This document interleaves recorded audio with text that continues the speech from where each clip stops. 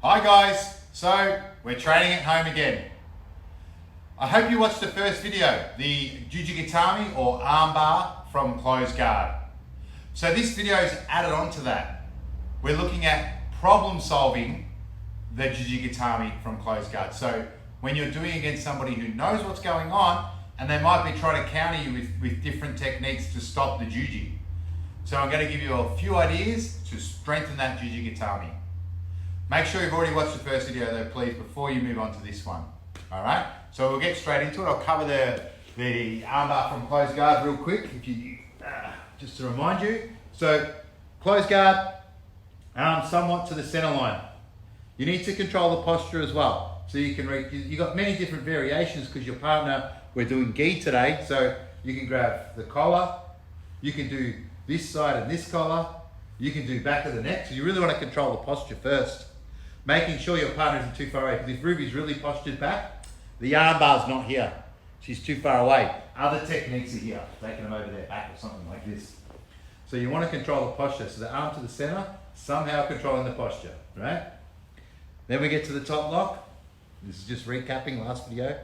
Now we're going to start to hit the Juji Gatame in the armbar.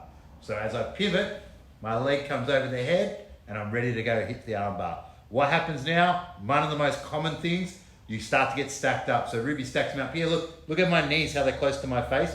This is terrible. Then Ruby could rip her elbow out and start to pass around to behind me. Now I'm in a really crappy spot. You don't want that to happen because you don't want to get scared to do the Juji Gatame because you're worried about getting your back taken. So you want to have a strong armbar, right? So we get to here, top lock, pivot, leg over. Make sure that knee's higher than the ear. Remember that one. But now as Ruby goes to stack me up, I hold the arm to the chest. Go for it, Ruby. See how my hips follow her? See how my hips are way off the floor here? Now this is still a really strong armbar. Ruby will have to tap real quick because this is a lot of pressure on her arm. So as they go to stack you up, go again. Lift my hips up. Go, Rubes. Here. Yeah, that's straight on. Right on her arm, straight away. Ruby has to tap there. Your hips chase them up. Don't keep your hips on the floor. One final time for this one. So we're here, right, we're over the top for the Juji. Ruby stacks me up, my hips go up. Oh, she has to tap right away. Not keeping them on the floor like this. I'll do one more bad one, drive in. This is bad. See how my hips are on the floor? Pull that arm out, passes around. Ruby is on my back and starting to get points and starting to look at attacking me back. So we're here. Maybe just change the angle again. Okay, center, control the posture, top lock, pivot, over their head, pulling down, they drive you in, it's like, perfect armbar. Keep those hips up and alive and that will help you out a lot, right? Ruby has to tap. But they can stack you up even harder than that, right? Sometimes they post up on this leg, yeah, and start to drive in again, and then just pass again, and this is a problem as well, right? So sometimes you need a little bit more power than that. So watch my feet that are over the back of Ruby's back here. So we're here. I go for it. So see how my feet are driving down towards Ruby's leg here, where she's strong. So my feet are pushing this way, straight into Ruby's leg, where she's strong. Yeah, there's a lot of support here. So I've got to change angle. So my feet are now pushing this way. I start to push them more towards the camera, so my feet change the angle. Then I push, and she has to fall back down. So I change the angle, not pushing into her leg, push more to her shoulders, and then straight back into the Juji where they're falling on their back, which is probably a better position to finish it anyway. So once again, watch the angle of my feet. We'll do it from here, okay? So we're here, but however we set it up, we go across, good. So see how right now my feet are pushing straight into it. See my feet are here, straight into where Ruby's support is, her leg. So I've got to change angle. Don't keep my feet here. I swing my feet more to the top and then I make her roll down. And then I still finish the armbar. All right, so that is a great way to stop the stacking. You've got those two ways. Lift the hips up. If you don't feel like that's enough and they're posting strong, change angle of your feet. Your feet end up pushing more towards their head and it puts them back down on their back. Now once they're on their back, there's a few ways people could escape from there as well. So we're going to make that stronger. So if you've got them down from closed guard armbar and they're on their back, fine. maybe you've done a mount armbar and you're falling back, these all work for there. So if Ruby's just laying down on her back here, we want to make sure we stay here, okay? So, commonly, they turn into you, right? So this is what happens. They scissor their legs, and they start to come up back up on top and start to stack you up again. Go back, Rubes. So now Ruby's back on the ground. Hear what I said? She has to, the only way she can get to her knees is if she scissors her legs. So what we do, we always like to control the arm that we're arm barring with the arm that's closer to the head for control. My other arm is ready to do two things, one or two things. If Ruby starts to come up, grab the leg. It's impossible for her to get up. She might think she's going to get close, won't happen, won't happen. And stay here, right? Make sure before you start to go back to the arm. So it's a little bit of like moving back between each one, but you're in the position to take your time. Yeah, they've got to get up, so you make sure you secure this, go back to this. And then when you're ready, start to extend, put it over your hip and finish your arm bar. There's another common thing your opponent may do as well, is start to move their body weight. Can you start to move towards the camera root? And they get that elbow to the ground. Now I've lost the arm bar, I haven't got enough arm.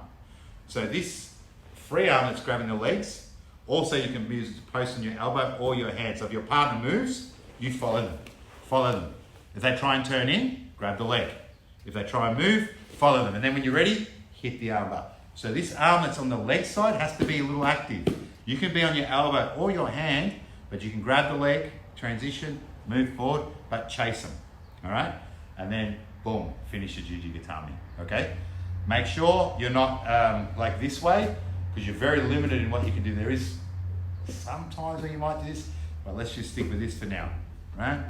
Now the final problem that we have, just back to the center of the mat, your partner grabs their hands together. Like someone who's only trained for 5 minutes knows, oh, I don't want to get arm barred, so they lock their hands.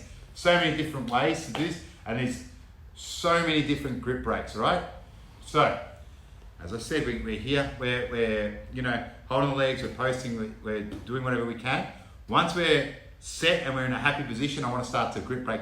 There's many different ways. You can use your foot to kick and all that sort of stuff. But one of the ones I find most strong is once I'm happy with the position here, I switch the grip, right?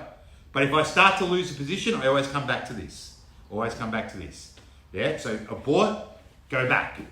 But once I feel ready, I go under. Now what I like to do is get my chest close to Ruby's forearm, And I use my elbow, not my grip strength, my elbow to her wrist. And I pull. So I'm doing almost like a shoulder lock, a Kimura. We all have seen Kimuras before. We're doing this to our partner's arm. That's what I'm doing with the grip breaks over here. So I get my chest close, elbow deep, and I break it this way, break the grip.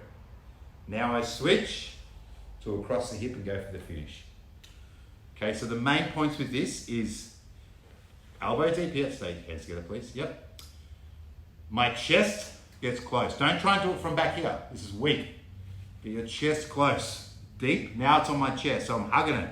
Her whole forearm is against my chest. So it's my whole body that's breaking that grip. Now I switch to the wrist, go across the hip, and go for the finish there. All right? So we've got ways now to deal with stacking them up. You get getting stacked up, you know you can put them back on their back, you can raise your hips up, you've got those answers. If you put them on their back and they start escaping that elbow, you chase them with that free hand. If they try and come up to their knees, you grab the legs.